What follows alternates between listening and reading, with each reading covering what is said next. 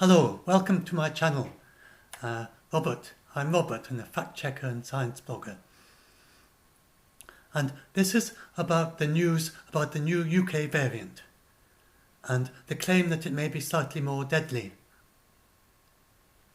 However, the evidence for this is very weak indeed, as we'll see in a minute, and the experts don't find it particularly convincing. Whether it is more deadly or not, then by far the best way to stop this, to reduce the deaths, is to stop transmission and reduce transmission. You can make a much bigger difference by reducing transmission to the number of deaths than any difference that this slight increase could mean. So if it's correct, then it is a small increase in deaths. So that if you, for instance, if you've got 1,000 people who are over 60, then who are aged 60, instead of 10 of them dying, then 13 die. If the figures are correct, if they get infected. But if they don't get infected, none of them die. So that's a difference. And then the good news is that the variants in the United Kingdom and in South Africa, they are both being reduced. The cases per day are going down. And this shows that the measures that we use to control the virus still work with the new variants. And that is what the WHO said as soon as the new variant was announced. They were saying this. It's the same disease. There's no evidence of it being transmitted in a different way. You can still stop it using the same measures. And this proves that you can. You just have to be a bit more rigorous, a bit more careful in how you apply these measures. If it is true that it's slightly more transmissible, it does seem to be more transmissible. So you have to be especially careful to do the physical distancing, wearing the mask, and washing your hands thoroughly, not touching your eyes, nose and mouth. And especially careful also with people who need to isolate and they need to quarantine and they need to get tested. So we've got very low compliance of many of those things in the United Kingdom, and yet we're still managing to have the cases per day going down with the very heavy sledgehammer approach of a lockdown. And if we can do these other things, we could even come out of lockdown and still have the cases per day going down.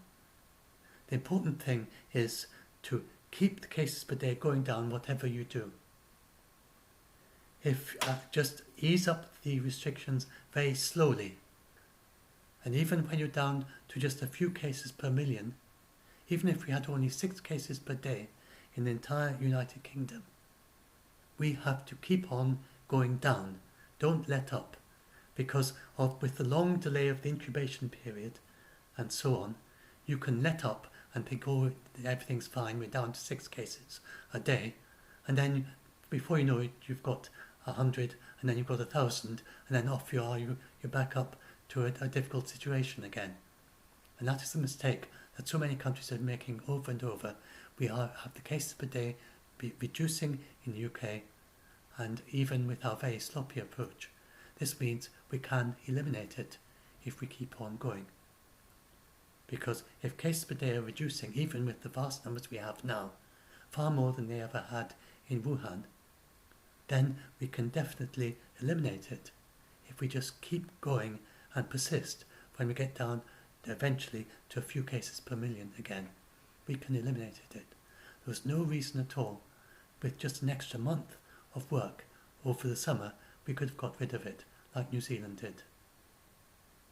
And if we'd been really rigorous about it in March, or indeed in February, we could have eliminated it then, before it even started. If we could take some of what our country has learnt, the muscle memory that we now have, and take it back to February, we would eliminate it then.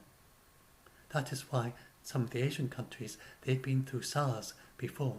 They had the muscle memory of how to stop a disease like this.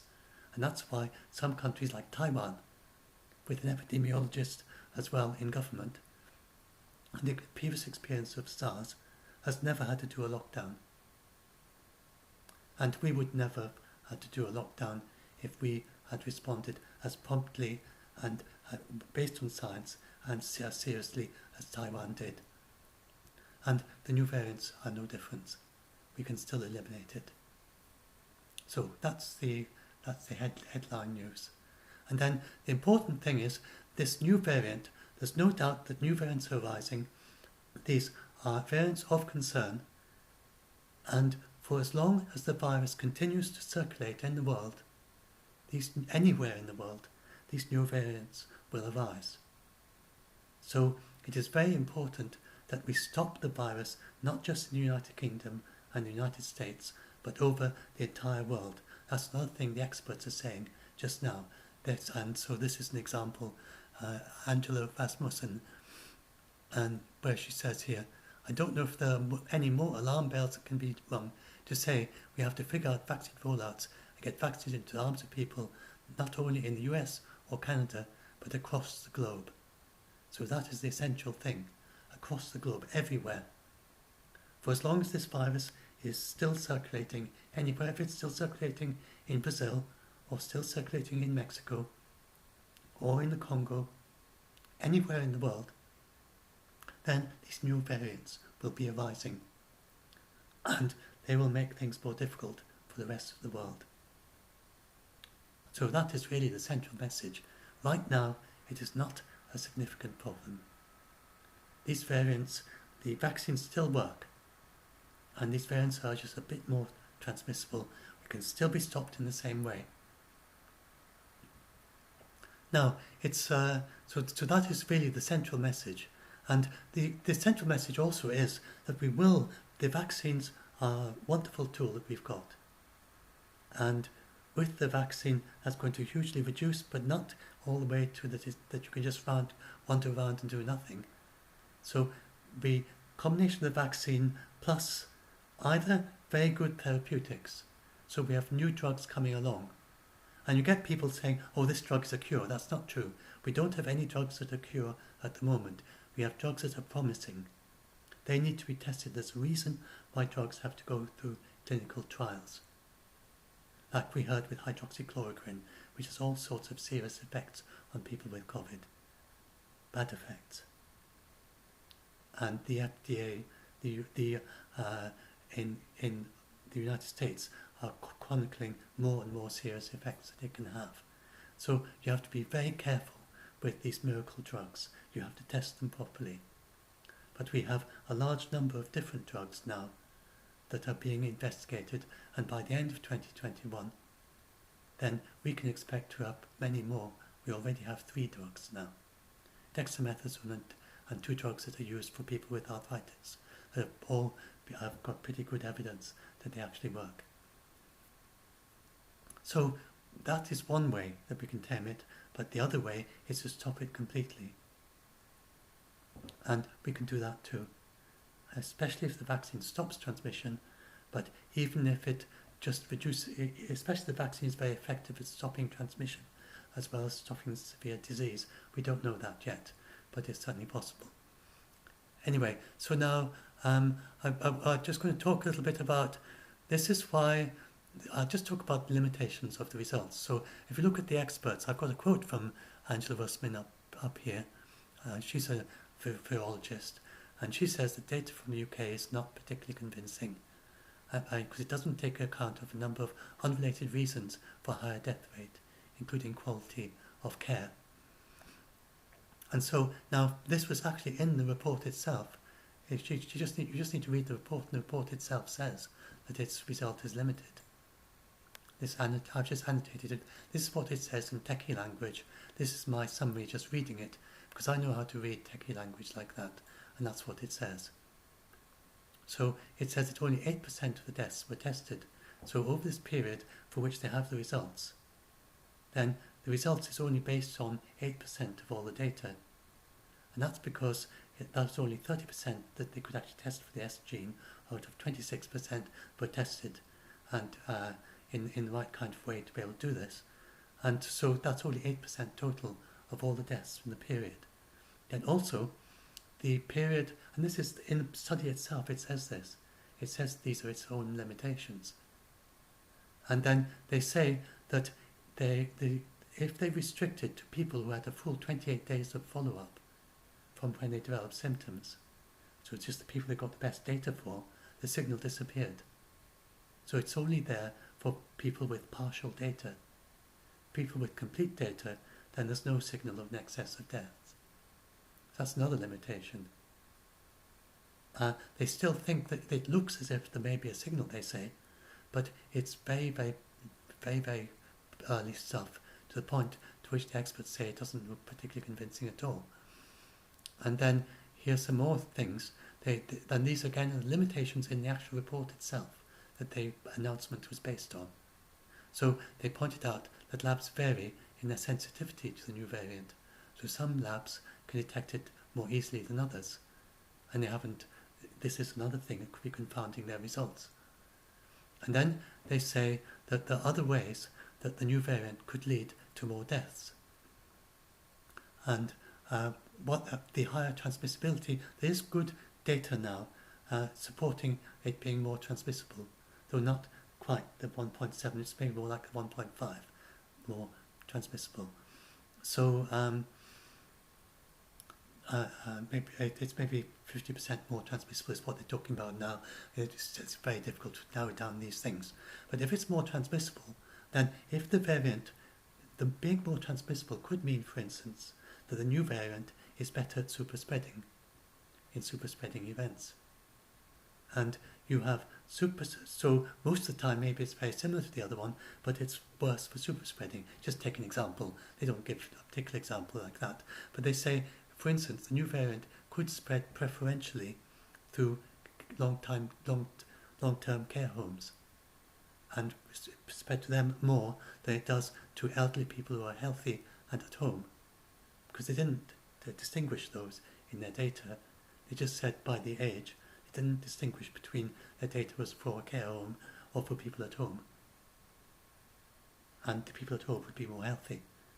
So if their cases that they're detecting the new variant for happen to be mainly people in care homes, then that would explain why there's a higher number of deaths than there are for if the new variant was spreading equally in care homes and at homes and with healthy elderly people. And so their main reason, and it's not a very strong argument, the main reason for saying that their signal may be real is that it's the same for young people, that they saw an excess for young people as well. But that is not a very strong argument, because there could be some other different reason why the young people it's spreading amongst vulnerable young people. So it's not very strong evidence. None of it is very strong. And the other thing is, another thing that's surprising is that if that signal was real, they would have expected to see an increase in hospitalization for people with the S variant. Because how are these people dying? They don't know, they don't have the granularity of the data to say why they are dying. So the excess, if you had the excess deaths, you would expect to have excess hospitalization, but you don't. So what does that mean? And they find the same number of deaths for people who are hospitalized as before, and they're not finding excess hospitalization. It's quite hard to make all that fit together. There's something a bit strange about the data that they have to find out what it all means. And they will know better with several weeks more data. And then, the more transmissibility thing, which they had, which was preliminary, that turned out, so far, the data is still supporting that. But this doesn't mean that this will also be supported with more data. So that really is the background. And then it'd be slightly surprising if it is becoming more deadly. Because the thing is that we have 3 modern coronaviruses, MERS, SARS and COVID. And they're all quite deadly. SARS and MERS are worse than COVID, and COVID is far worse than flu. And they're quite a bit worse than COVID. But we are also 4 coronaviruses in our bodies already, circulating amongst us already, that are counted as 4 of the 16 common colds. And those are very mild, they're much milder than flu. Now, when you have a particular type of virus, in this case a coronavirus, it has a tendency to go to a particular level of deadliness.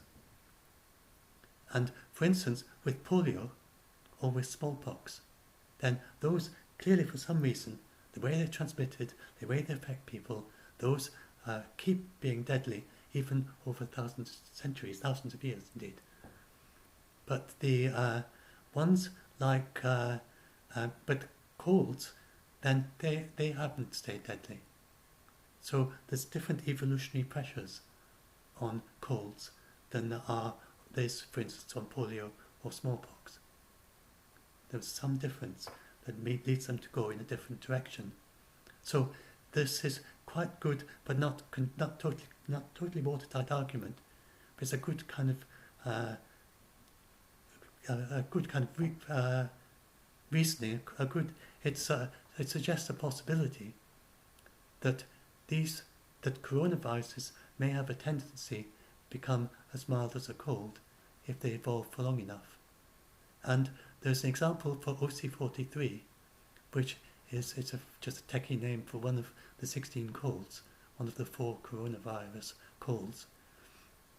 And this turns out to be almost identical to bovine coronavirus, which is a serious disease of cattle.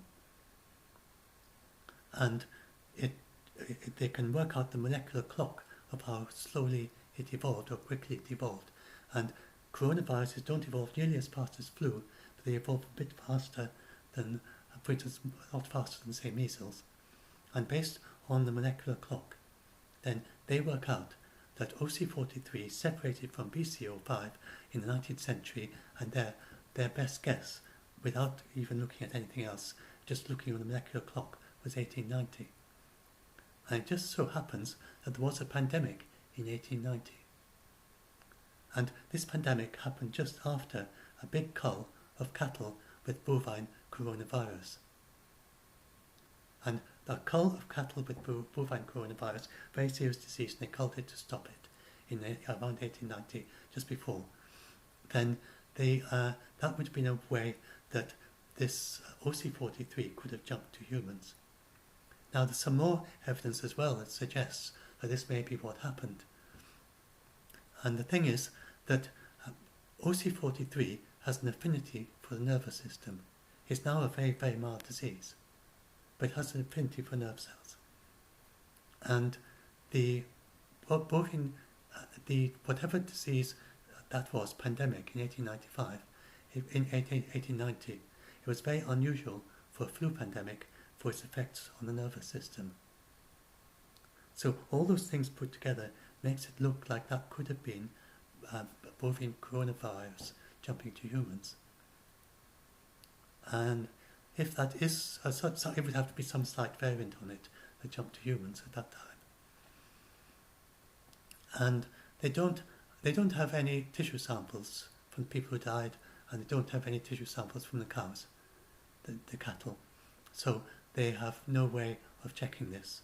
And the flu pandemic, it may have left H2N2 flu antibodies in old people. But that's very difficult to check because, of course, you're testing them for antibodies decades, a century or so after it actually happened. I'm not sure when the test was, but obviously much later than 1890, when they tested old people, they found they had H2N2 flu antibodies. We're talking about, I don't know what date it is, but sometime later in the 20th century. So it could have been a flu pandemic, but it could have been the OC43 pandemic. If so, then this is quite promising, because it means it very quickly became very mild. It was only a big pandemic for 2 years, and by now it's as mild as a cold. It's a mild cold. So it could be that is the natural trajectory of COVID-19. But it's not going to happen straight away.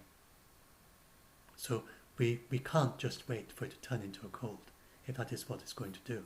And we don't know that that's what it's going to do. It's a possibility, though. So, given that background, it's surprising that it could have, if it's true, that it has got more deadly. But it's not impossible, because it could be that it starts, if it's like deadliness, and that's down to like a cold, and that is like what it is now, and it could go up and down like that, and jiggle around like that, then eventually jiggle around like that, see how my mouse is going, and eventually end up like a cold a couple of years from now, or a few years from now. So that's certainly a possibility, but we can't count on it. But not only that, we can't wait for that to happen. That's totally unacceptable. So, but what we can do is tame it with the vaccine, tame it with the therapeutics, and then we can stop the transmission. And do all of that, and we should do it all. And that's what we should be doing with this virus. And that's what people are doing. And this, so that's the situation. So this whole this thing as well, also evading the vaccine, it's only going to evade the vaccine very slowly, because and Dr. Fauci was talking about that the other day, and he talked about the cushion effect. That say if, for instance, the antibodies you develop for your vaccine reduce the virus 1,000-fold, and then vaccine gets a bit less effective, so they only reduce it 800-fold early on, then you're still going to be protected against the virus. It's not going to get far in your body if your antibodies are reducing it 800-fold. It doesn't matter if it's 1,000-fold or 800-fold. You have this cushion effect. So the vaccines, they can gradually go down quite a way before it starts to be a point where you start thinking, oh, we need a new vaccine, because we need to have more effective antibodies. So so the end result is that we have to keep on doing everything. It's and that's the physical distancing, and the CDC, the World Health Organization, they emphasize physical distancing as being most important of all, of the various things of washing your hands, face covering, and then physical distancing. And you should wear your mask. You should do the physical distancing at the same time as even if you've got a mask on. Mask gives partial protection. Physical distance gives much better protection. That's what the World Health Organization say. And the CDC also say physical distancing is very important. Not many people seem to realise that. And then also, I've talked about this before, that with quarantine and isolation, the main thing is that you're protecting your own household and your family by doing that. And contact tracing is something that you can do yourself. Anyway, I've talked about it in my 10 things that not many people know. I've got a link at the end of this article. But these are all things you should be doing, all these things. If we all work on it together, physical distancing, mask wearing, get tested, supported isolation and quarantine, contact tracing, vaccination, we can get rid of it.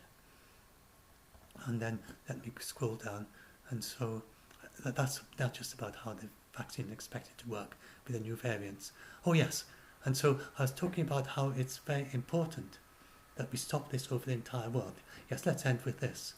So this is the vaccine market dashboard. And it does look, and certainly important, you can stop it without a vaccine, as I said, but a vaccine sure helps. It'll greatly reduce the deaths and severity. It's bound to reduce the transmission somewhat, which is going to help as well. And they just don't know. They know that the Pfizer vaccine is 95% effective for stopping the symptomatic disease. It's about that same level for stopping severe disease. They don't have the data yet on deaths, because there was only one death in all the trials of the top three, of the first three. In all those 3 trials, there was only one death in a placebo group. There's not enough data yet to know what the impact will be on deaths, but they expect it to greatly reduce deaths. And So if you're vaccinated, they don't know if it totally reduces deaths. If it does, that would be wonderful news. If it was the case that everyone is vaccinated, if you're vaccinated, you can't die of the disease, that would be absolutely wonderful news. But we don't know that yet. And so if we if we vaccinate large numbers of people, then that's greatly going to reduce the severe disease, and they're pretty certain it's going to hugely reduce deaths. They don't know yet if it's going to eliminate deaths. And so that if we could get nearly everyone vaccinated, that would make a huge difference to the pressure on the health system and to all these people who are dying right now. And then it's bound to make a difference to transmission. And the question is how much. Even if it just halves the transmission, then many countries are managing an R0 of 1 and just above 1. And the United States went all the way up through its sort, and the United Kingdom, with an R0 of something like 1.3 or something for the very worst places. And usually a lot of it's just 1.02, just 2% too much transmission is enough for it to go up and up and up and up until it's like it is now. And that means with just 2% you've got to cut for some of the states. They could have had it going down all autumn instead of going up. If they'd been able to cut an extra 2% of transmission for some of the states, many of them could have been going down all autumn instead of up if they'd cut 5%. And all of them could have been going down all autumn instead of up if they'd been able to cut 30% of transmission. And that, of course, if they had done widespread mask wearing, physical distancing, that would certainly knock quite a bit off that. And also doing proper testing, isolation and quarantine. If we'd done all of that, then it would never have been rising like that. We wouldn't have needed a lockdown in the United Kingdom if we had done the masking properly, if we'd done the physical distancing properly, if we'd done isolation, testing and quarantine. It would have easily have taken off quite a few, maybe even tens of percentages. When New Zealand did it, it dropped all the way down to 0.5, less than 0.5, the R0, from above 1, well above 1, down to well below 0.5 as a result of doing these simple basic public health measures rigorously. So that is why it's so important to do these things, and this is not being explained properly and not being understood properly. So we can certainly eliminate it even without a vaccine. So now if you have people who are doing it all sloppy and they're not doing a proper mask, wearing the mask properly around their chin, and they're close up and talking within a half a metre with the mask around their chin, thinking somehow that protects them. If you've got people doing that, then it's not, and if even with people doing that, which we have in the UK, we have many people doing those things, those daft things, they just don't know what they're doing. They're not because they're stupid, because they haven't had it explained to them properly. Then, as we even with all that, we are managing to keep along, and we're actually below 1 at the moment. So, add in proper public health, and it goes down to below a half, and it's soon gone. Within numbers of weeks, then it's down, and then it's gone. And then, if instead of doing proper mask wearing and everything, and proper physical distancing and all that, if instead we have a vaccine, even if the vaccine only halves the transmission, then that is the same effect as doing everything else properly. So take people who are already half of them are doing it properly, and the other half aren't in your population, and then if you vaccinate the half that aren't doing it properly, then you can bring them down to compatibility with the half of your population that aren't doing it properly. In that way, you can plug the gap in your health response. So in that way, really, if the vaccination even stops half the transmission, and then they start, but there's a good possibility that it's actually as good at stopping transmission as it is at stopping the severity of the disease. The reason being that it may well be, it seems to turn symptomatic into asymptomatic. Asymptomatic greatly reduces your transmission, and the people who are asymptomatic have a much lower chance of passing on the disease to others. Very much lower, not just a half, it's much more than that in the case of COVID-19.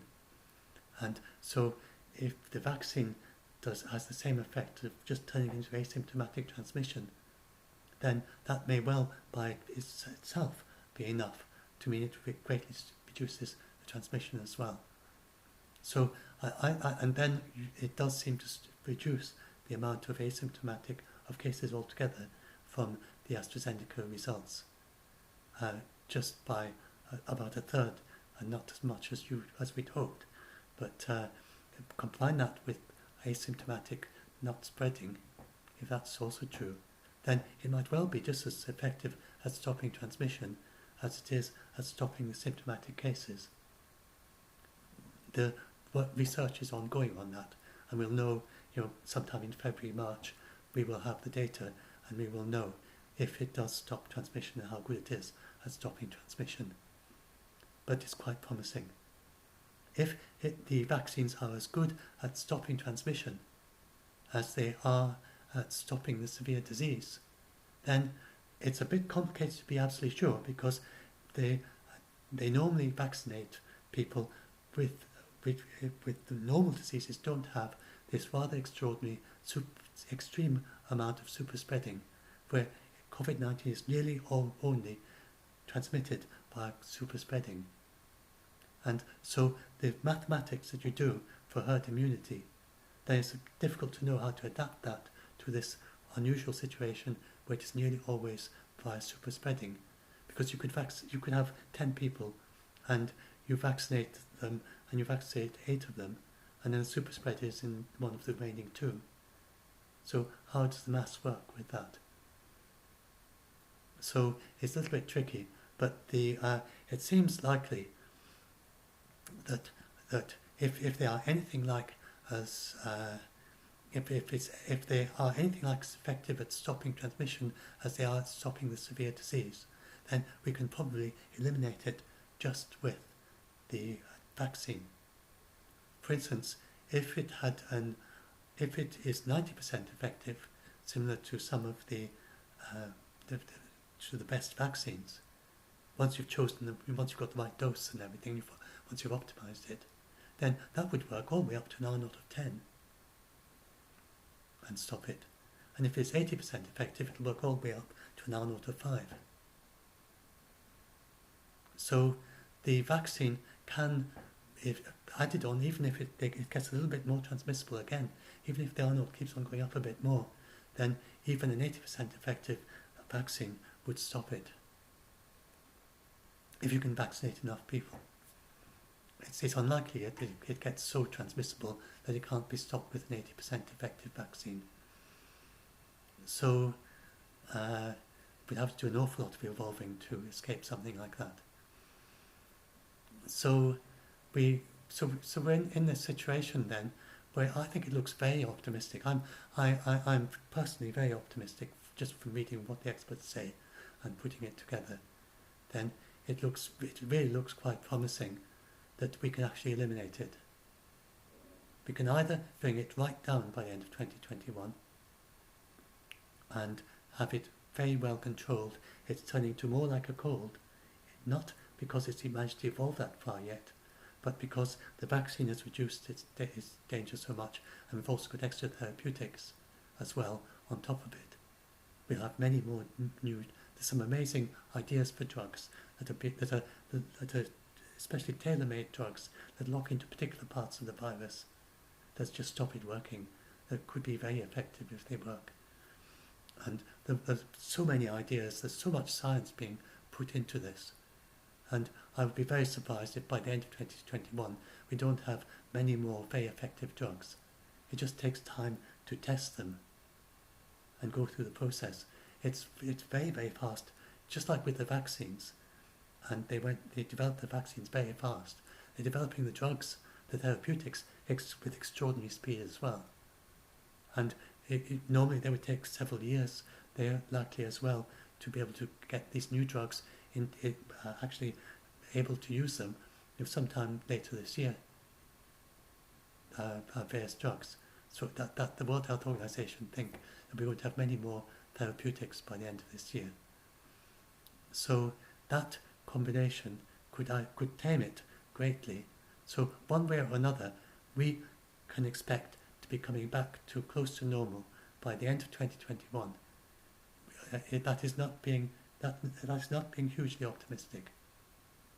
That is quite a reasonable. You'd have to be really rather unlucky. So I think it's looking very promising. We see the light at the end of the tunnel, but we have to keep going with everything. Right now, we have another few months of it being very deadly, lots of deaths. Sadly, we've let it get so high in the number of cases. It's going to take a lot, even if we could reduce it tenfold every month. It would still take quite a few months to get rid of it. You know, if you've got 100,000 cases a day, then a month later 10,000, a month later 1,000, a month later 100, a month later 10, and then a month later you get rid of it, and a month later then you eliminate it completely because you've got to wait for the 2 quarantine periods. So that gives an idea of how difficult it could be, how long it could take to go all the way back to normal. But we could do that. And we could be rid of it by the summer even, if we were to really, really do these very rigorously do these health measures that we know work. And remember that a fifth of the world has already got rid of it. A fifth of the entire world population has got rid of it. Anyway, so I was just going to say there's this excellent news with the COVAX. I'll just bring this up.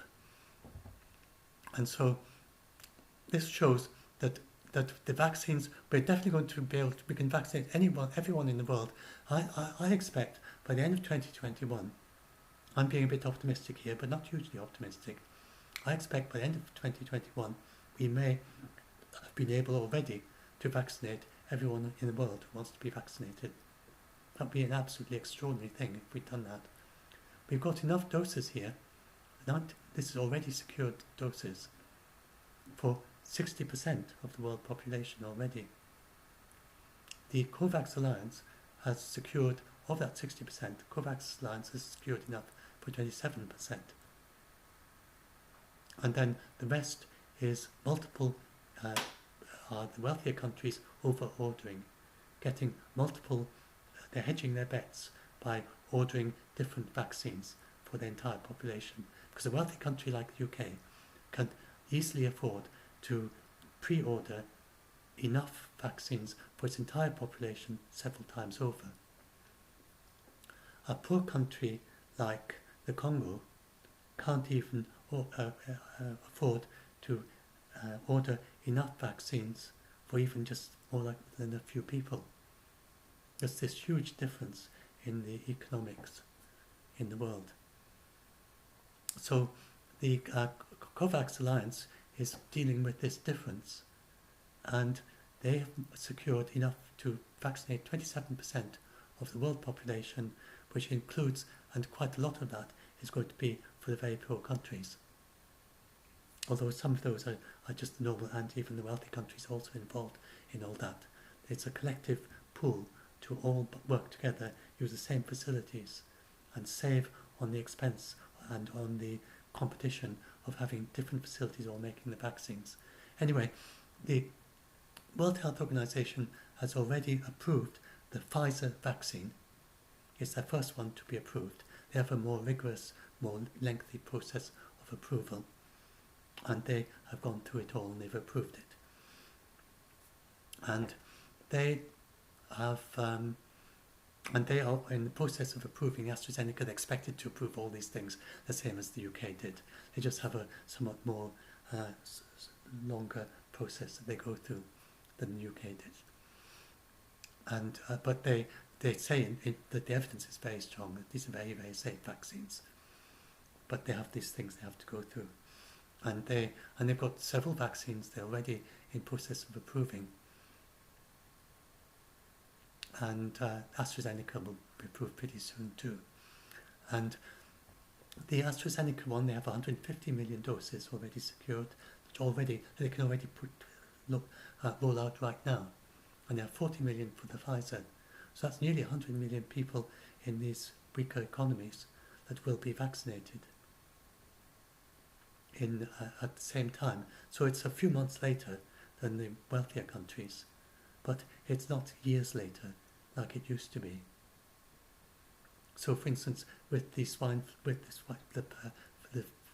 pandemic a decade or so back, then the WHO say that the poorer countries didn't get the vaccine until the whole pandemic was over,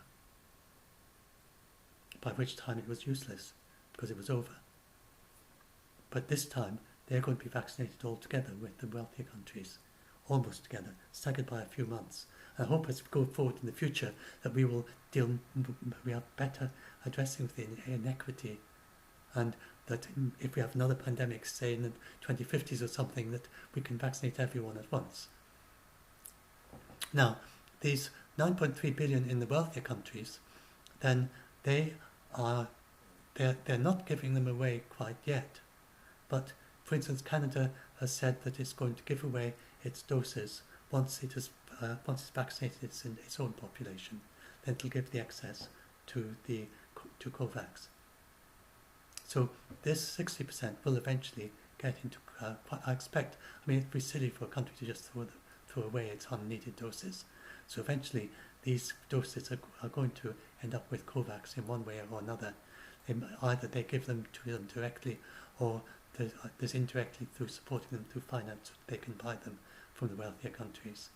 One way or another, it'd be really so appalling if the remaining 6 billion doses, and maybe half of those, whatever it is, if they were just thrown away. That's not going to happen. One way or another, that's going to find itself into people's arms. Apart from the wastage of 5-10% or whatever it is, the UK is trying to keep wastage down to 5% for the vaccines. That's where you open a case and you can't use all your vaccines because not enough people can turn up or whatever. So the actual global vaccine production volume capability is currently 19 billion. These numbers are increasing all the time. So you can go back to the dashboard and a month later, you'll find all those figures bigger. And 19 billion is enough to vaccinate the entire world population. And that is why I'm saying that it's entirely feasible, more than an extra 3 billion people or so, more than the entire population. That's why I say it's entirely feasible, but that by the end of 2021, everyone in the entire world has been offered a vaccine. Certainly, if we have the finance behind it, we can do it. And the real question is more the politics and the finance, rather than whether we can do it. We certainly can do it. And we also have new vaccines coming along that are much easier to make, which aren't included necessarily in those figures. There's some very easy to make vaccines and easy to distribute ones. And the more we have of those, then the more those numbers are all going to go up. That number's going to go up for sure, and that number's going to go up as the year progresses. And it's already at 60%, and it's bound to go up. It was less than 50%, a few weeks ago. Now it's 60%. So who knows where it's going to end up? But I think it's going to end up at 100% myself. I don't think that's optimistic, but not hugely optimistic. So if we get to that point where just about the entire world is vaccinated, that'll make a huge, huge difference in stopping these variants, especially if vaccination stops transmission. And then if we also do that in addition, if countries are sensible, and Biden in the United States is, for once, but last, he's being sensible. But last we have the most wealthy country in the world, the biggest, well, not most wealthy, sorry, per capita, but certainly the country with the biggest military in the world, the strategically most powerful country, and a country with a huge amount of influence. And we have the president wearing a mask. It's just so good. And I listened to their press briefing, and was just so, you could see Dr. Fauci, just huge relief. And you could just say the science without the president marching up and down behind him and contradicting what he says. Joe Biden wasn't even there. And he just had the expression of huge relief of being able to just present the science to the American people. So we have that now. And I hope that this will make a big difference to the United Kingdom, where it's been far too politicised. We get the... and it's also in the United States. Dr. Fauci said he's going to be open about everything, including things that are not going well. And that is very important. The World Health Organization stress the importance of being open and explaining things to the people. The United Kingdom, sadly, has not learnt that message. They don't explain things properly to the public. They don't give the reasons behind their decisions. They have these secret meetings of the SAGE group, and they don't explain what the basis is. They just say, this is what you've got to do, we have decided. And the United States is not going to do that. It's going to be much more like New Zealand, where New Zealand explained everything. And they said what they knew, they said what they don't know, they explained very clearly why they're doing things they did, they said what to expect. And in the United Kingdom we've had the government, not the scientists say do one thing, and the government for political reasons do something different. Like for instance the scientists saying you shouldn't open schools unless you close down pubs, because they could see that the transmission would go up, and the advisors saying it's important to be careful in schools. And then you have the did they say that? I think they certainly said a bit about the pubs and the schools, and then the advisors saying that they needed a short 2-week circuit breaker lockdown, and the government, as an executive decision, decided not to do that. And that is not how you should do. You shouldn't do that. That's not how you should do the politics with COVID. You should science. There's a reason for the science. You can't argue, as the way I put it, is you can't argue politics with a chemical. You can't say, well, we're not going to do what the scientists say, and if we keep going, then we'll be able to. By being very eloquent, we can somehow persuade the virus to behave differently from what the scientists have told you it's going to do. And that just doesn't work. No amount of eloquence, no amount of political ability to spin things, or to just be very eloquent about what you want to happen, that has absolutely no influence on the chemical that is going around infecting people. And so politicians need to learn that. And this is something that's kind of very obvious and basic if you've got a scientific background, but many politicians never really had, or if you've got an interest in science and had it long term. But sadly, many politicians around the world have got that very strong. I think it's not left or right. I think that Maggie Thatcher, who is our most right-wing Prime Minister we've ever had in the United Kingdom, I think she would have been right behind the science. She was one of the first people to speak out on climate change. She was the first leader in the world to speak up on climate change. I'm centrist or somewhat leftish in the United Kingdom in my views, but so I'm no fan of Maggie Thatcher's politics. But she was a scientist, and I think there's no doubt that if Maggie Thatcher had been the Prime Minister at the start of this pandemic, she would have followed the science. So it's nothing to do with left or right. It's to do with having a scientific mind. So anyway, I think I'll stop at this point, but just to say, so we need to follow the science, and that's we need to follow the science. Then you have to make very tough executive decisions, but you do it informed by the science. So you listen carefully to the science. You don't just say, the scientist said do this, I'll do this. The scientists are not necessarily the best people to make the actual decisions of how to implement things. Like for instance, how do you persuade people to wear masks? Well, you can go to psychologists, they can help with that, and sociologists. they can give you some useful help there. So that is a science as well. But in the end, there's a political and an executive decision you have to make. So there's a very important element for politics here, a very important element of also being able to communicate directly to the people, which Biden is very good at, just like Jacinda Ardern is, speaking heart to heart, not to other politicians. I'm talking about speaking directly to the person at home in the living room watching them on television. But that is very important as well. And showing with a very strong empathy. And there's, whatever you might say about Biden, he is definitely very empathic. And he speaks directly to people's hearts. And this is what we need at this particular moment of time to deal with this pandemic.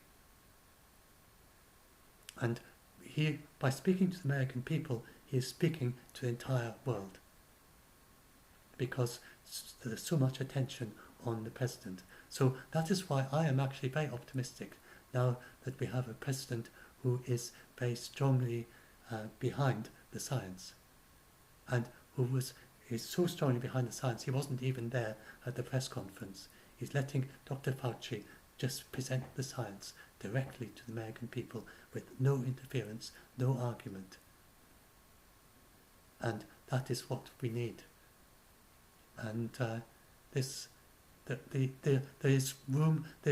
That's not to say that you just believe what any scientist says. And that's the thing. You don't just believe someone says, I'm a scientist, do what I say. It's not like that. You need to have a process of rigorous examination, which the US CDC has, like the World Health Organization, a systematic review of the science, a living systematic review, where you look at the preprints as well, you look at unpublished data, you look at published data, you look at how sound the methodology was, and you look at that rather than the results. And then, based on that, you work out what is the actual science is saying, what the spectrum of the science is saying. There's a truth behind it to be found, but there's also a wide range of different results or experimental data and things along the way to try to find that truth. And you always have imperfect data. So you need to do a living, systematic review. We know how to do that. The methods is not intuitive. It is it is itself an objective thing that we know how to do a living, systematic review. That's how you prove things, such as that smoking caused cancer. That is done.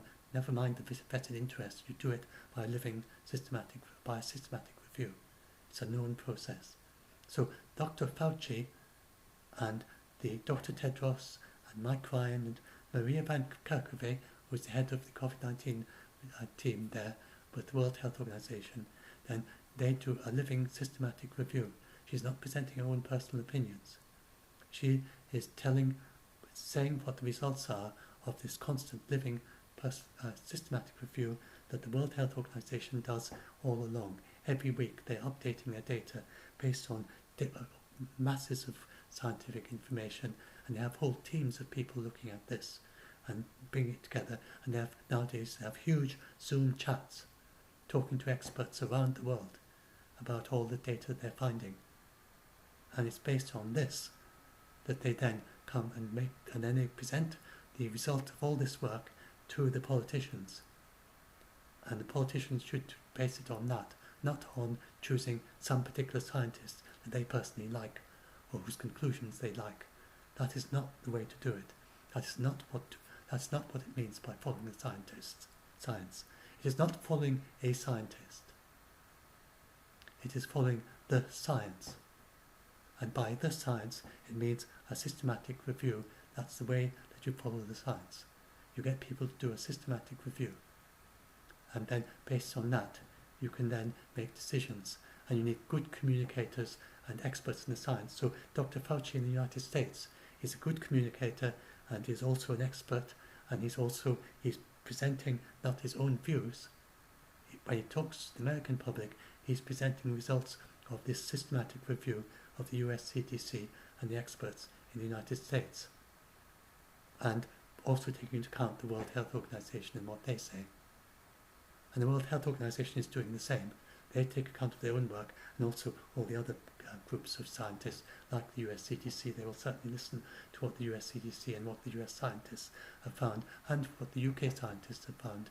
So lots of very good scientists in the United Kingdom. But sadly, there was only a small fraction of them that actually had the direct ear of the United Kingdom government. So we are in the problem in the United Kingdom has been the same thing, that the government is listening to particular scientists rather than to the science and systematic review. And it is not opening those discussions and not letting other scientists see what their advisors have told them.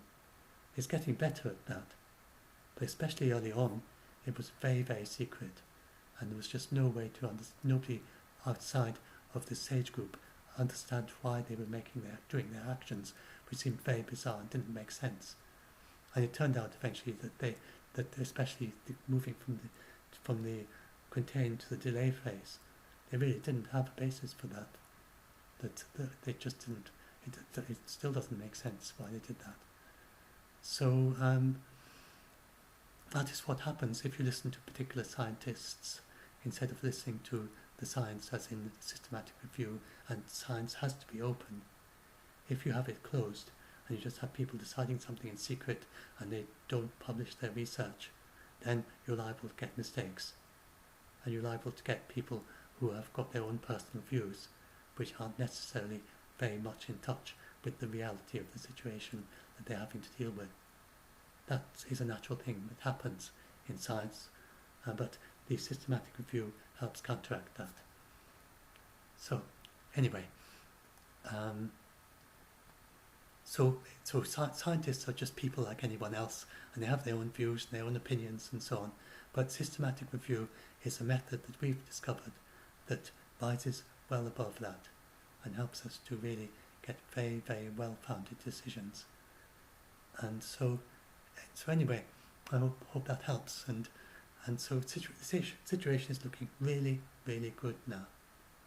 I mean, it's absolutely terrible, the situation we are in now. I'm not saying that's good. That's absolutely awful. But the direction that we're headed is the right way now. And we are bringing this under control. And we are using the right methods.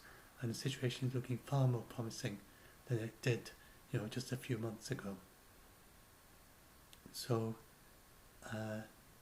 anyway, yeah, I'll upload this and I hope this helps some of you. I had to do a second video because the first one turned out really quiet, and I think what happens is that YouTube does equalizing of the volume, and I have no control about that. I could separate out the soundtrack and then put it through. I could potentially do that. I've got a program that can kind of equalize the sound, equalize the volume all the way through the soundtrack. So if it was a major issue. So the thing is that if I start off loud and then go quiet, then YouTube will equalize the sound to the loudest point. And so if I were to shout something, I won't shout something very loud just now because it'll make this whole track go quiet. But if I were to shout out very loud, a big shout, in the middle of it, say, then YouTube will make all the rest quiet in order to fit the right volume for that big shout. So I had a tendency to start off very loud and then go a bit quieter. And so then you hear the first little bit, and then it just goes too quiet to hear. So hopefully this fixes that. If it became a serious issue, I could do that equalizing thing and just and put it through my sound program and equalize the volume all the way through before I upload it. But that's a bit of a fiddle faddle, and I would have to export the soundtrack from one program, import it into another. I'm not even sure quite how to do it because I'm recording this directly to an MP4, so I'd have to convert the MP4 to another. I think I could do it. I think I've got a program that would be able to do it, but it would take a few steps. Anyway, I don't think that's necessary. I think I just need to be careful to speak at pretty much the same volume all the way through. So I'll upload this. Shout out for our channel, like and subscribe to our Facebook group, Don't Say Debunked, and be sure to read the rules if you join it before you post or comment, and be very welcome fact checkers, anyone else who can help scared people, as well as do join if you're scared, or if you're good at helping and just helping scared people very anxious to calm down a bit, even if you don't have a very strong background in debunking, and that is also extremely helpful. So I'll upload this now.